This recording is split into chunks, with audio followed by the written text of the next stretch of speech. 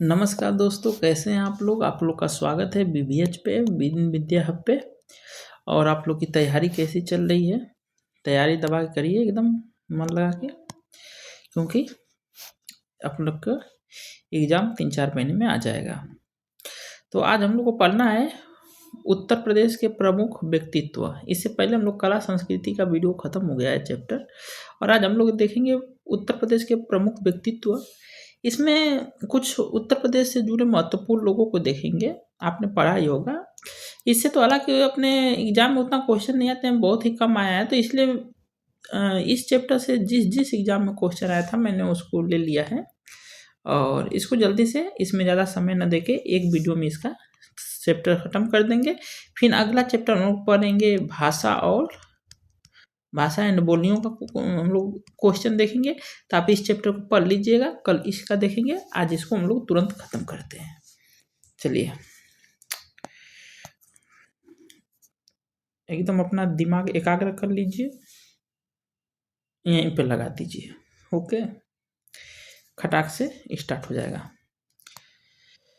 और देखिए क्या, हाँ, ये आपको पता है कि इसका इस पीडीएफ का आपको मिल जाता है टेलीग्राम चैनल पे, जिसका लिंक डिस्क्रिप्शन में दिया हुआ है, या उसका नाम भी बीबीएच ही है, बिन विद्या हब।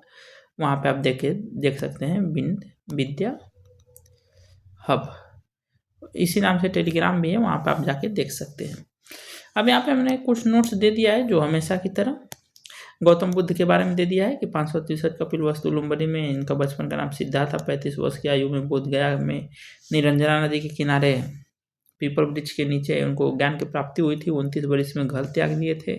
सारनाथ में पहला उपदेश दिए थे, धर्म चक्र परिवर्तन कह रहा था, और सर्वाधिक उपदेश श्रावस्ती में दिए थे। ये भी पूछता है कि जहाँ सर्वाधिक समय कहाँ बिताए थे, तो श्रावस्ती में बिताए थे। और यहाँ पे महापरिनिर्वाण, तो अच्छा, यहाँ पर सहित महेत स्तूप है, ये आपको ध्यान ही होगा, और इन्हें लाइट ऑफ एशिया कहा जाता है। और कुशीनगर में इनकी रामबड़ स्तूप में मृत्यु हो गई थी। ओके, तो हालांकि ये सब आप देखना होगा तो देख लीजिए। तो सीधा हम लोग चलते हैं क्वेश्चन पे। क्वेश्चन आपका दिया है, आज जल्दी से इसको खत्म करेंगे, क्योंकि ये क्वेश्चन बहुत ही आपके एग्जाम में लेखपाल में बहुत ही कम आया है। तो लेकिन हम लोग क्यों एक भी चैप्टर छोड़े, कर रहे हैं तो सब कर दें, कि आए तो छूटने का वो न रहे। देखिए, क्या है कि अमीर खुसरो ने अपने विकास में अग्रणी भूमिका निभाई थी। अमीर खुसरो ने किस चीज़ में अपना अग्रणी भूमिका निभाई थी, तो ब्रिज भाषा में, अवधी में, खली बोली में, फारसी, अरे भोजपुरी में, तो इसका सही उत्तर हो जाएगा खली बोली।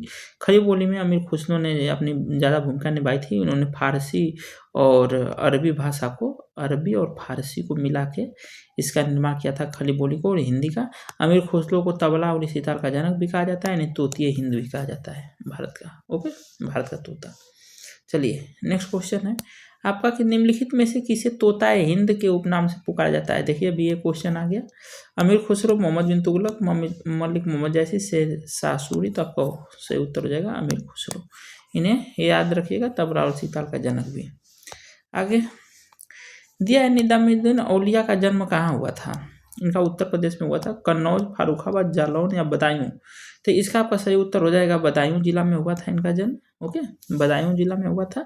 और ये चिश्ती संप्रदाय के, आपको पता ही है कि निजामुद्दीन औलिया चिश्ती संप्रदाय के संस्थापक भी थे आपके, ये निजामुद्दीन औलिया जी। इनकी दरगाह कहाँ है, तो इनके दिल्ली में। कहाँ मिलेगा, दिल्ली में इनका दरगाह मिल जाएगा। ठीक है, ठीक। तो आपको पता है कि शेख मुहिद्दीन चिश्ती का सिर्फ आपका फतेहपुर सीकरी में, और सभी लोग का दिल्ली में, और बाबा फरीद का आपका पंजाब में है दरगाह, और सभी लोग का दिल्ली में है। ओके, चलिए, चौथा नंबर क्वेश्चन, किस सूफी संत को महबूब इलाही कहा जाता है। तो आपका ऑप्शन दिया है ख्वाजा मुहिद्दीन चिश्ती, बाबा फरीद। इन्हीं बाबा फरीद का आपका पंजाब में है दरगाह। और कुतुबुद्दीन बख्तियार काकी, जिनके याद में बना है आपका कुतुब मीनार, और शेख निजामुद्दीन औलिया। तो इसका सही उत्तर हो जाएगा यही, शेख निजामुद्दीन औलिया ही हो जाएगा।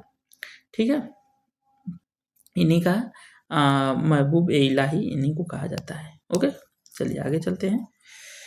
कुतुबुद्दीन ऐबक ने अपने गुरु कुतुबुद्दीन बख्तियार खाकी के याद में बनवाया था। ओके, चलिए आगे दिया है कि धनपत राय श्रीवास्तव को कैसे जाना जाता है। धनपत राय, देखिए क्वेश्चन क्या दिया है। शहादत हसन मंटो, मुंशी प्रेमचंद, रामधारी सिंह दिनकर, भारतेंदु हरिश्चंद्र। तो धनपत नाम से आपको मुंशी प्रेमचंद को जाना जाता था, जिन्होंने गबन गोदान लिखा है। ओके, तो मुंशी प्रेमचंद इनके सही उत्तर हो जाएंगे। ओके, और नेक्स्ट क्वेश्चन आपका दिया हुआ है, जल्दी जल्दी हम लोग कर रहे हैं क्योंकि ये चैप्टर को आज खत्म करके कल से नया चैप्टर भाषा और बोली आपको पढ़ना है, याद करके आइएगा कल। भारत भारती की रचना किसने की थी, आपको भी पता है, पहले से ही पढ़ते आ रहे होंगे। इसमें भारत की स्वतंत्रता की गाथा गाई गई है भारत भारती में। धर्मवीर भारती, नरेंद्र मेहता, मैथिली सरल गुप्त या गोपाल सरल सिंह नेपाली। तो आपको हो जाएगा मैथिली सरल गुप्त जी ने ये भारत भारती लिखी थी। इन्हें महात्मा गांधी जी ने राष्ट्र कवि कहा था। किसने कहा था राष्ट्र कवि मैथिली सरल गुप्त को, तो महात्मा गांधी। ठीक है, महात्मा गांधी जी ने कहा था। ओके, चलिए आगे चलते हैं। नेक्स्ट क्वेश्चन आपका कह रहा है 7 नंबर की लीलावती का फारसी अनुवाद निम्न में से किसने किया था। लीलावती का फारसी में अनुवाद किसने किया था। दारा शिकोह, बदायूनी, अबुल फजल या फैजी। तो देखिए इसका सही उत्तर हो जाएगा फैजी। फैजी ने जो लीलावती गणित का ग्रंथ है तो इसी का फारसी अनुवाद किया था आपका फैजी ने। ओके, ये अबुल फजल के भाई थे, अबुल फजल के। ओके, चलिए आगे चलते हैं। क्वेश्चन नंबर नेक्स्ट का है कि बीरबल का जन्म किस जनपद में हुआ था। देखिए यहाँ पर दिया हुआ है आपका जालौन, मेरठ, बागपत या बुलंदशहर। तो बीरबल का जन्म आपका जालौन जिला में हुआ था। ठीक है, जालौन। बीरबल को महेश दास कहा जाता है, इनका नाम महेश दास था, ये भी पूछता है। और ये भी पूछता है कि पहले सिर्फ एकमात्र हिंदू कौन थे जो अकबर के दीन इलाही धर्म को अपनाए थे। तो दीन इलाही धर्म को अपनाने वाले एकमात्र आपके हिंदू बीरबल महेश दास जी थे।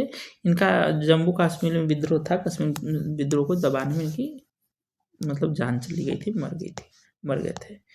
चलिए क्वेश्चन नंबर 9 का कि बनारस हिंदू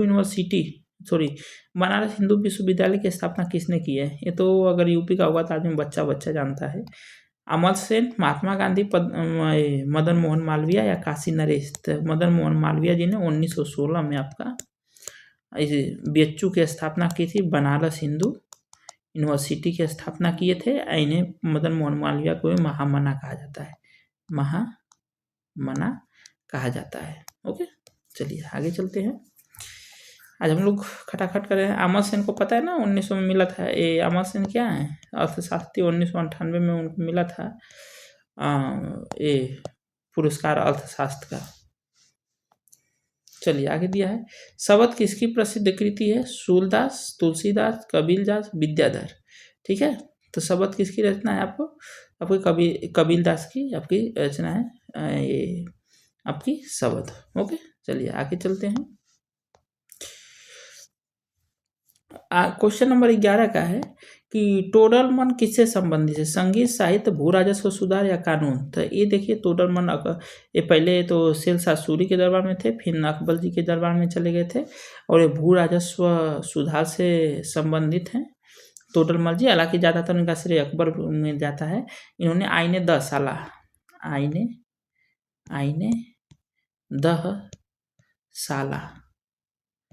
दह साला एक नियम लाए थे कि इससे कर देना है 10 किसी भी भूमि का 10 साल मतलब कि हर साल कितना अनाज उपजा 10 साल का निकाला जाता था। 10 साल का औसत निकाला जाता था कि पर डे हर साल कितना निकला उसका 1/10 कर लगाया जाता था। तो यही इन्होंने लाया था टोडरमल जी ने। ओके,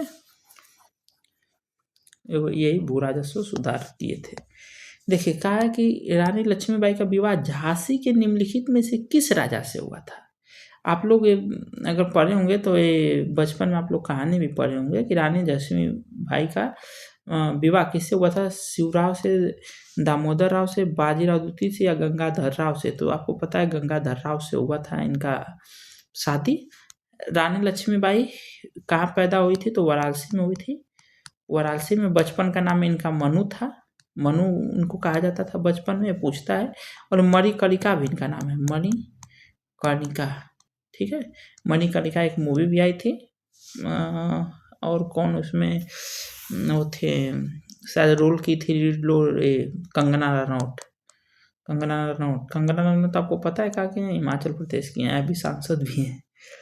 तो आपका ये हो गया रानी लक्ष्मीबाई के। हाँ, इनका शादी झांसी के राजा गंगाधर राव से हुआ था। और गंगाधर की मृत्यु को होने के बाद इनकी कोई संतान नहीं थी, तो उन्होंने गोद ले लिया एक संतान। और उस समय हड़प नीति चलाया था। हड़प नीति के तहत इनका राज्य छीना गया, तो इन्होंने फिर विद्रोह कर दिया। ओके, तो झांसी से इन्होंने नेतृत्व भी किया, जिनके विद्रोह को कैंपबेल ने दबा दिया। सॉरी, हीरोज ने दबाया था। कैंपबेल तो चला जाएगा लखनऊ में। देखिए, बेगम हजरत महल भारत के निम्नलिखित में से किस विद्रोह से संबंधित है? मोपाला पाइका गोर विद्रोह या सिपाही विद्रोह? देखिए, सिपाही विद्रोह, बहुत सारे इसको सिपाही विद्रोह कहते हैं। अपने भारतीय जो इतिहासकार हैं इन्हें कहते हैं कि नहीं, ये प्रथम स्वतंत्रता संग्राम था, मतलब ये स्वतंत्रता का प्रथम विद्रोह था। लेकिन जो विदेशी हैं वो सिपाही विद्रोह का नाम देते हैं। तो यहाँ से बेगम हजरत महल जी ने किया था नेतृत्व।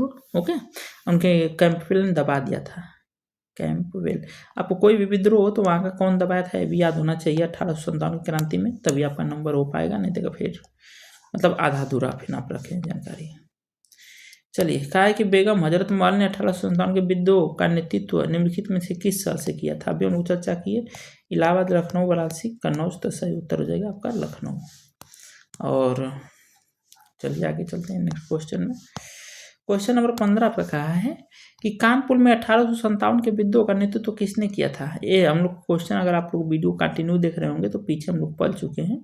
अब्दुल अली खां, रानी लक्ष्मीबाई, बख्त खां या नाना साहब? तो नाना साहब किए थे। और तात्या तोपे कहाँ से किए थे? तात्या तोपे तो टोपे जी भी ने कानपुर से किए थे, कानपुर से ही किए थे। और नहीं तो कानपुर नहीं देगा तो आपका कल्पी दे देगा, वहाँ का जगह है, तो कल्पी आप मार सकते हैं। ओके, तात्या तोपे जी का नाम रामचंद्र पांडुरंग था। ओके, चलिए आगे चलते हैं। इन्हीं के नाना साहब के सेनापति थे आपके तात्या तोपे जी। चलिए आगे चलते हैं। हिंदी साहित्य के किस कवि को कलाधर के उपनाम से जाना जाता है? देखिए, कलाधर पूछ दिया है। प्रेमचंद्र जी को, जयशंकर प्रसाद जी को, कबीर को या तुलसीदास को? तो कलाधर उपनाम आपके जयशंकर प्रसाद जी का है। इसका बी नंबर आपका ऑप्शन सही हो जाएगा। इन्हें ही कलाधर कहा जाता था। और ये कमायनी लिखे हुए थे अपने टाइम में, उनकी बहुत ही प्रसिद्ध रचना है। बिस्मिल आजिमबादी रचित का सरपरोसी की तमन्ना अब हमारे दिल में है, देखना है कातिए बाजुल, सॉरी मैं भूल रहा हूँ इनका एक लाइन है बहुत ही कैसे, एक मिनट रिकॉल करता हूँ। इनका एक लाइन है, सरपरोसी की तमन्ना अब हमारे दिल में है, सरपरोसी की तमन्ना अब हमारे दिल में है, देखना है जोर कितना बाजुए कातिल में है। ऐसे है इनकी लाइन राम प्रसाद बिस्मिल जी की। को किस क्रांतिकारी ने आज़ादी के नारे के रूप में दिया था? तो राम प्रसाद बिस्मिल जी ने दिया था। ये तो बच्चा जानता है कि राम प्रसाद बिस्मिल जी ने इसे दिया था। इन्हें फांसी दे दी गई थी 9 अगस्त 1925 में। तो एक काकोरी कांड किए। 1924 में हिंदुस्तान रिपब्लिकन एसोसिएशन की स्थापना करके एक कांड किया, और 19 दिसंबर 1925 में इनको फांसी दे दी गई। ओके, आपको पता है 27 फरवरी 1927 होगा। आज 27 फरवरी 1931 में किनकी मृत्यु हो गई थी भाई? चंद्रशेखर आज़ाद जी की, लड़ते लड़ते इलाहाबाद के अल्फ्रेड पार्क में। चलिए आगे चलते हैं। क्वेश्चन नंबर 18 का है कि लाल बहादुर शास्त्री जी का जन्म को हुआ था, कब हुआ था? तो आपको पता है कि 2 अक्टूबर को जो गांधी जयंती और लाल बहादुर शास्त्री दोनों जयंती मनाई जाती है। आपको सन पता रहना चाहिए। 1904 में हुआ था। कब हुआ था? 1904 में हुआ था। ओके, चलिए आगे चलते हैं। बनारस में हुआ था, मुगल सराय के पास में। हमारे दूसरे प्रधानमंत्री भी थे लाल बहादुर शास्त्री जी का। जिनका बाहर मतलब भारत के बाहर जिनकी मृत्यु हो गई थी। किस रचनाकार के बचपन का नाम राम बोला था?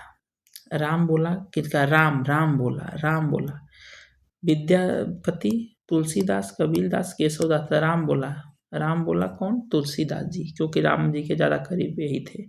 रामचरितमानस लिखे थे ना जी। चलिए, बचपन का नाम इनका राम बोला था, क्योंकि कहा जाता है कि जन्म के समय उनके मुख से राम निकला था, तो नाम रख दिया गया वो पहली बार राम बोला राम बोला नाम लोग रख दिए। जैसे गांव में जो जैसा रहता है वैसा नाम रखा जाता है। ठीक है।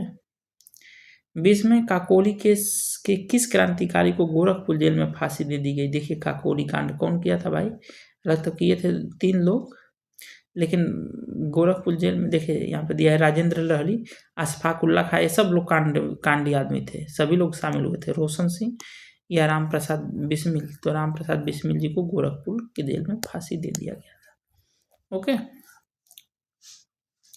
आगे क्वेश्चन नेक्स्ट का है आपका 21 नंबर, कि किस संत को रामायण के लेखक वाल्मीकि का अवतार माना जाता है? ठीक है, किस संत को रामायण के लेखक वाल्मीकि का अवतार माना जाता है? गोस्वामी तुलसीदास, रामानंद स्वामी, संत रविदास या स्वामी करपात्री। तो आप बताइए, इसका तुलसीदास सही उत्तर हो जाएंगे कि इन्हें वाल्मीकि का अवतार माना जाता है। ओके, चलिए आगे चलते हैं। आज हम लोग कुछ लग रहा है कि ज़्यादा फास्ट कर रहे हैं। क्वेश्चन नंबर 22 दे रहा है कि निम्नलिखित में से कौन सी प्रेमचंद की कृति नहीं है, यानी प्रेमचंद जी ने क्या क्या लिखा है और क्या नहीं। कर्मभूमि, मानसरोवर, शतरंज के खिलाड़ी या मैला आंचल। तो देखिए, इसका कर्मभूमि, मानसरोवर, शतरंज के खिलाड़ी उन्होंने लिखा है। मैला आंचल फडणवीस ने लिखा है। ठीक है, फडणवीस जी ने लिखा है।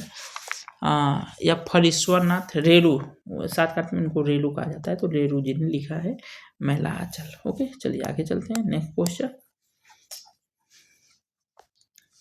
हाँ, आपका ये हो गया, बस इससे इतना ही इस चैप्टर से क्वेश्चन है। उन्हीं क्वेश्चनों का नीचे आपको वन लाइनर फॉर्म दे दिया गया है, आप चाहें तो यहाँ से देख सकते हैं, और वीडियो का लिंक तो डिस्क्रिप्शन में मिल ही जाएगा।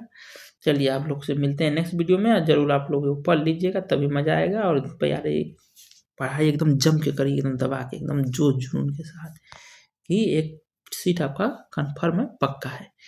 चलिए मिलते हैं नेक्स्ट वीडियो में। जय हिंद।